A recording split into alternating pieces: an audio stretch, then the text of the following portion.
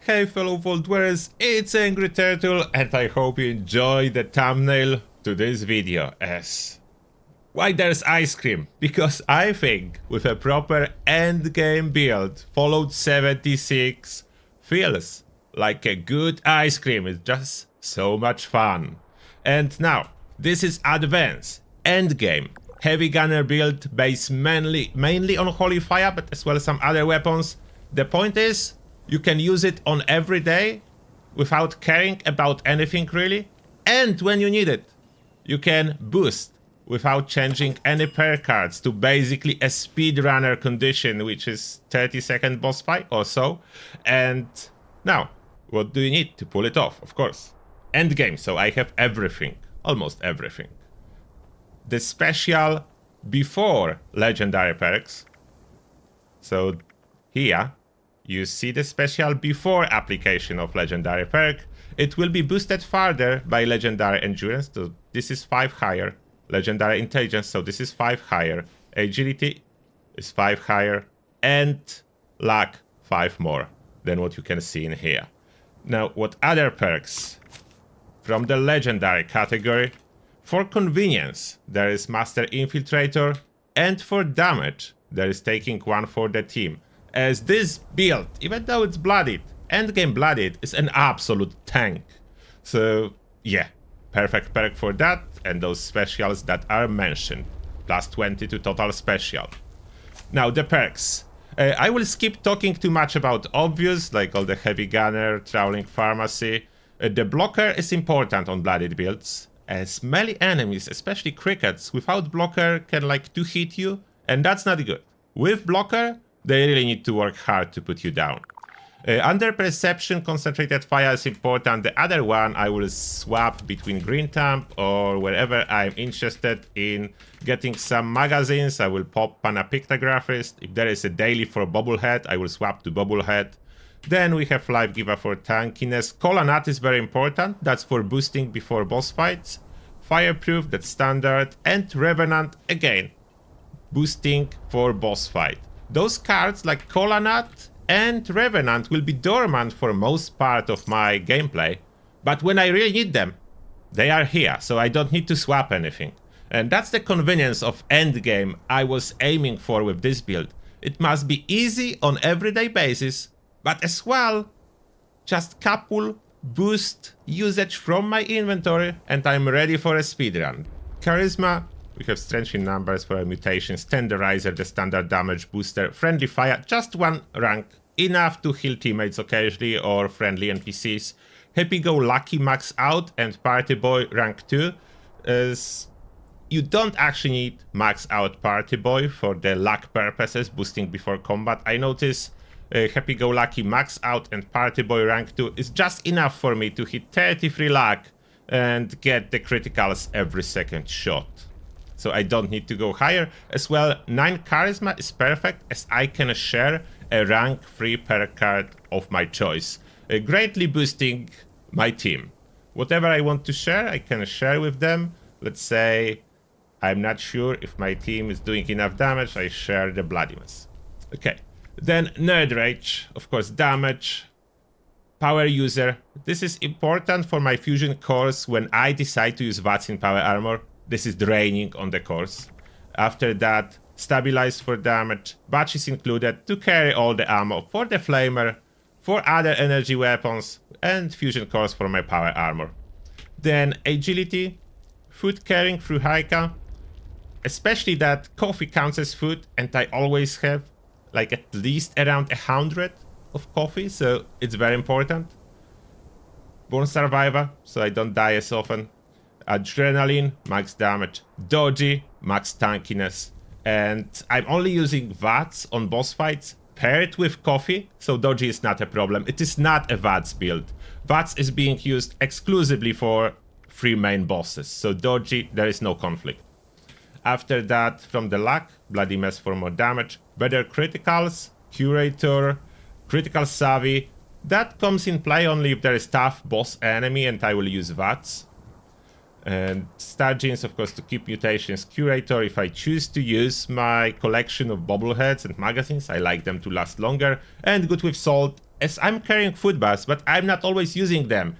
In the same time, I do want them to be ready, so Good with Salt is the only choice. Otherwise, I will need to cook every time I want to use buff, and I don't want to do that. I just want to have it in my inventory, and Good with Salt is essential for that. There is nothing else that will provide the same benefit.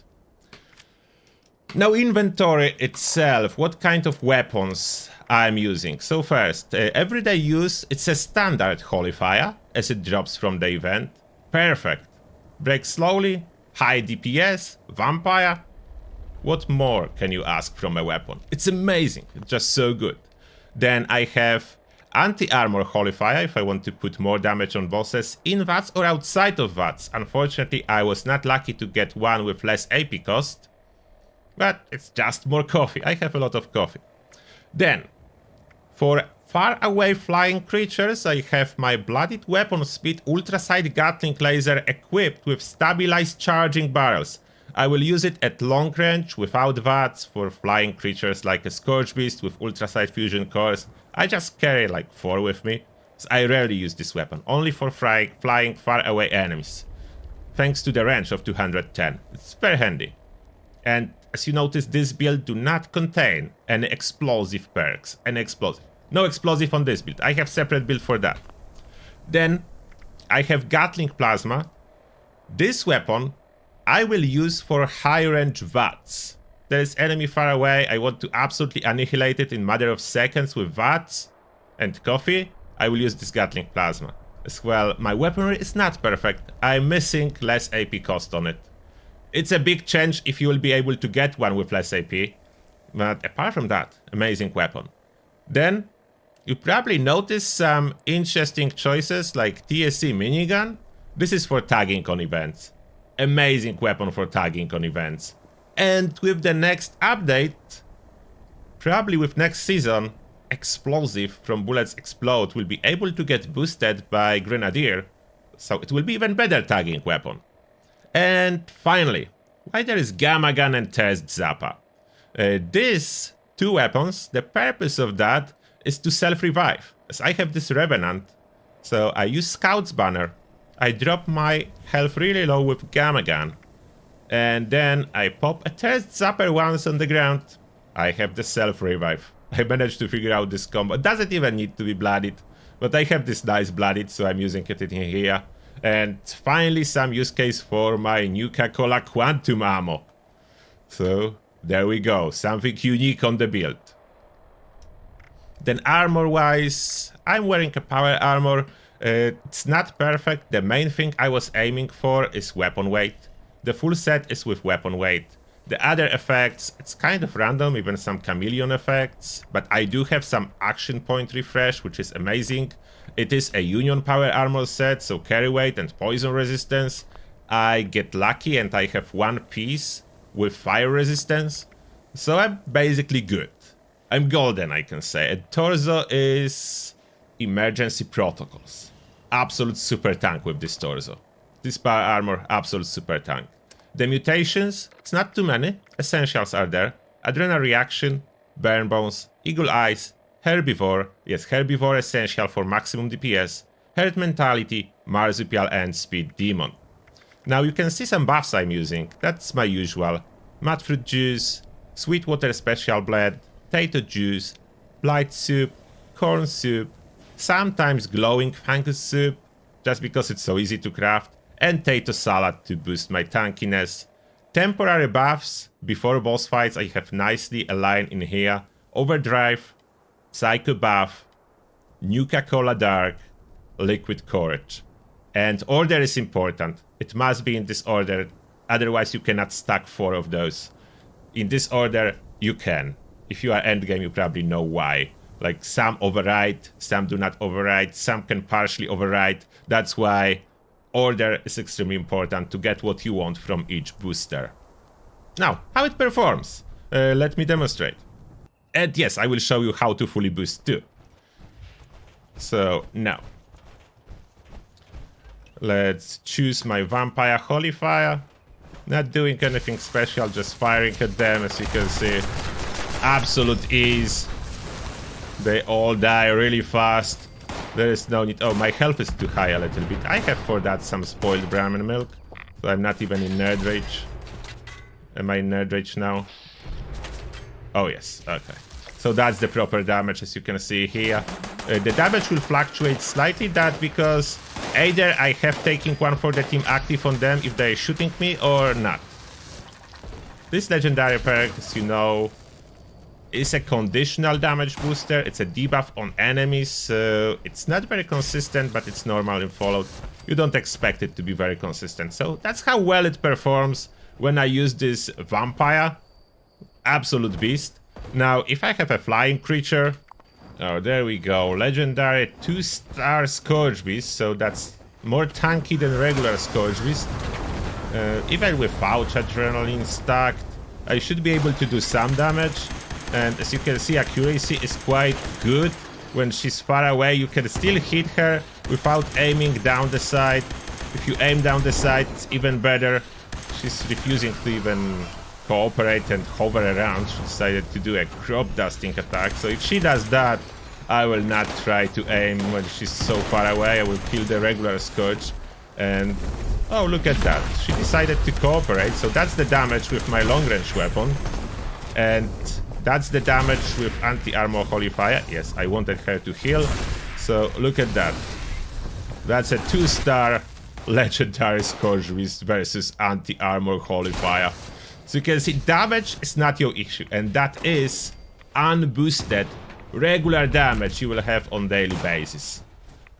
So you probably are curious how much higher the damage can go if I boost it and if I decide to use VATS. So let's do that.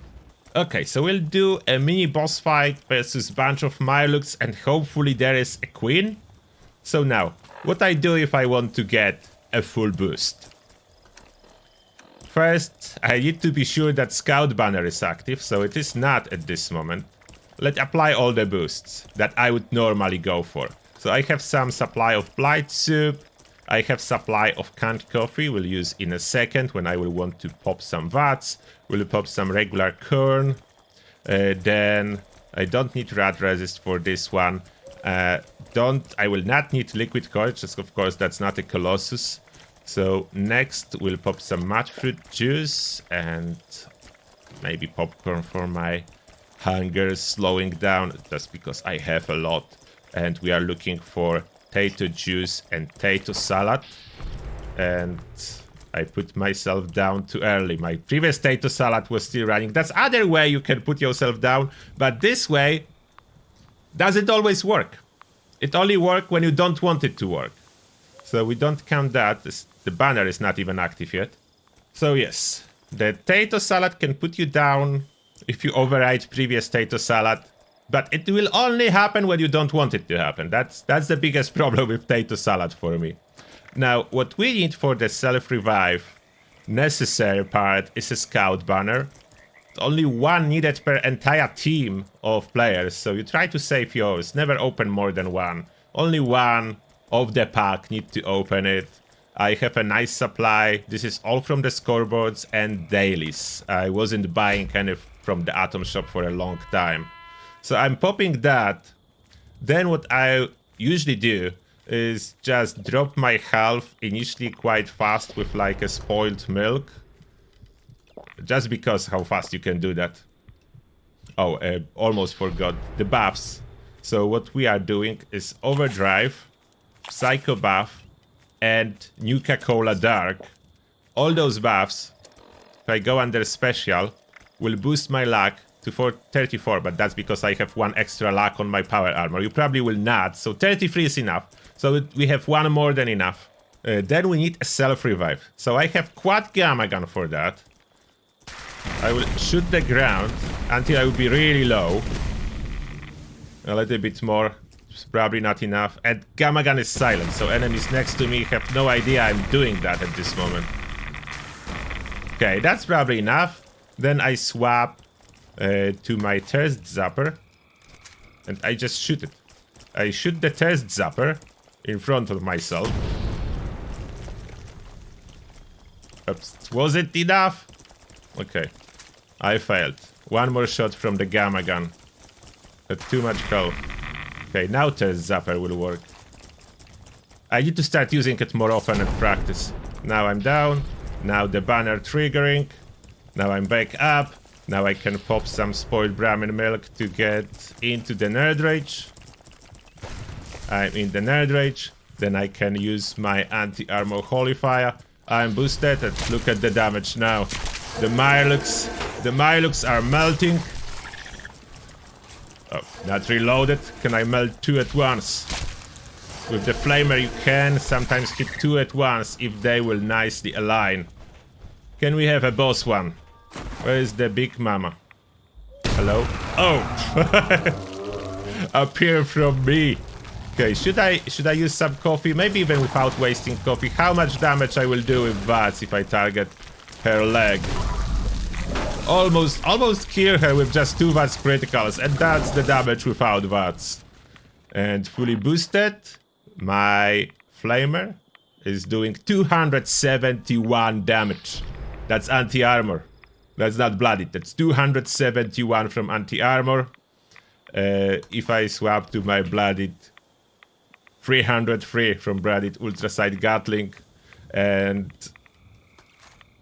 if I would choose to use my Gatling Plasma, that's 258 damage a pop. Yeah, the bloodied was still showing. 258, Holy Fire, 230, so they almost the same.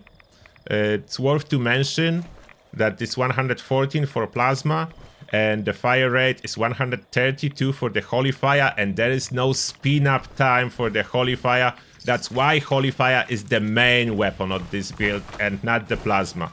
And that would happen if your buff expires and you are under the effect of radiation. And another reason, I do not use buffs all the time, only for boss fights. As they last long enough to win the boss fight, and then this can happen. That's the effect of Psycho buff expiring when I was sitting in water. Side effects of game mechanics. And yes, I intentionally didn't cut out any of my fails to apply the buff or some random deaths, so you will be aware that when you are fully boosting for maximum DPS, it can happen when in the same time for everyday use case when you are not using any of those temporary buffs, you are basically immortal. Like, enemies will not kill you. What can kill you is yourself. That's the only way you go down. It's yourself.